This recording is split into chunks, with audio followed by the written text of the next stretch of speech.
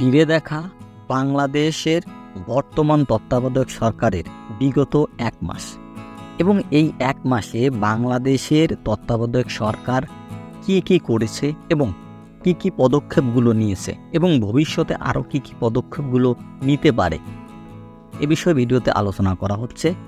বাংলাদেশ তত্ত্বাবধায়ক সরকারের অধীনে ইতিমধ্যে বাংলাদেশের সকল কাজ পরিচালনা হচ্ছে। ইতিমধ্যে বাংলাদেশ রাষ্ট্র পরিচালনার জন্য যে তত্ত্বাবধায়কের প্রধান উপদেষ্টা ডক্টর ইউনূস ইতিমধ্যেই তার নিজের যে সিদ্ধান্ত এবং দেশ পরিচালনার কঠোর বেশ কয়েকটি সিদ্ধান্ত নিয়েছে। তার মধ্যে সবথেকে ভয়াবহ বা সবথেকে ভালো সিদ্ধান্ত হচ্ছে সেনাবাহিনীর যৌথ অভিযান।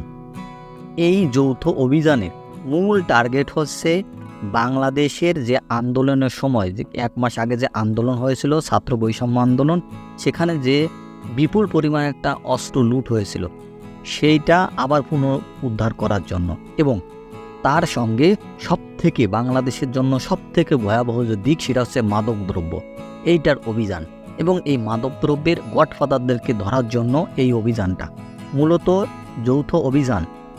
এই যৌথ অভিযানের দুটোই টার্গেট, ১ অস্ত্র উদ্ধার, ২ মাদকদ্রব্য নিয়ন্ত্রণে আনা।